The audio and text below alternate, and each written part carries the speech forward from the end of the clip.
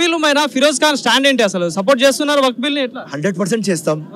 ఏది wrong wrong, ఏది right అది రైట్.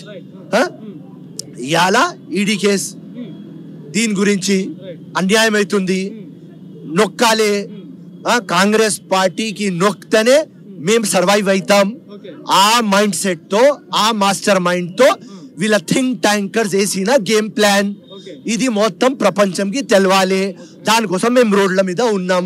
ఇదంతా అక్రమంగా పెట్టిన కేసే అంటారా? అరే 110% దానికోసమే రోడ్ మీద ఉన్నాం. మేము దొంగలు ఉంటే రోడ్ల మీద ఎందుకు ఉంటాం రా అన్న? వాళ్ళు వచ్చి మాకు చెప్తారు కదా రా భయ్. అంటే మనీ లాండరింగ్ అనేది జరిగిందంటారా జరగలేదంటారా? మరి వాళ్ళు ప్రధానంగా చార్జ్ షీట్ లో కూడా అదే పేర్కొనడం జరిగింది. మనీ లాండరింగ్ జరిగితే ఎక్కడ జరిగింది, ఎవరికి దొరికింది, ఎవరికి లాభం అయింది, ఎట్లా మనీ ఫ్లో అయింది, మా దగ్గర నుంచి పోయింది లేకుంటే మా దగ్గర వచ్చింది, ఎక్కడ ప్రూఫ్ ఉన్నది? ఒక్క ప్రూఫ్ చూపియండి. ఇంకోటి ఏదైతే ఎంఐఎం ఆధ్వర్యంలో కూడా వక్ బిల్లుకు వ్యతిరేకంగా ఈరోజు భారీ ఎత్తున ధర్నా కూడా చేపట్టబోతున్నారు 50 రోజులు, అంటే గత 2-3 రోజులలో. సో మరి ఏంటి దాన్ని ఫిరోజ్ ఖాన్ సపోర్ట్ చేస్తాడా? కలిసే ప్రయత్నం ఉందా? ఎవరితో? ఎంఐఎంతో.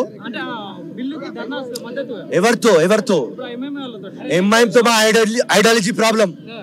వక్ బిల్ రాంగ్, వక్ బిల్ ఒక బ్లాక్ బిల్, రైట్? కానీ ఆ ఎంఐఎం ఫెలోస్ కూడా ఒక బ్లాక్.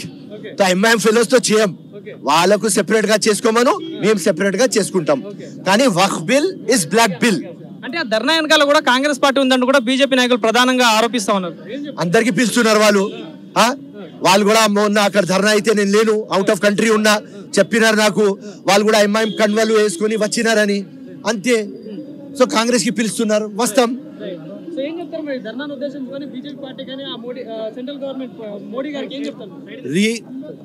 రీఅపీల్ చేయాలి మీరు.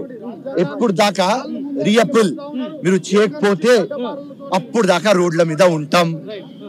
వక్ బోర్డ్ బిల్ కి న్యాయం దొరకాలి. దొరికేదాకా ఎట్లా అగ్రికల్చరల్ బిల్ వాపస్ తీసుకున్నాం, అట్లనే వక్ బోర్డ్ బిల్ కూడా ఒక రోజు వాపస్ తీసుకుంటాం.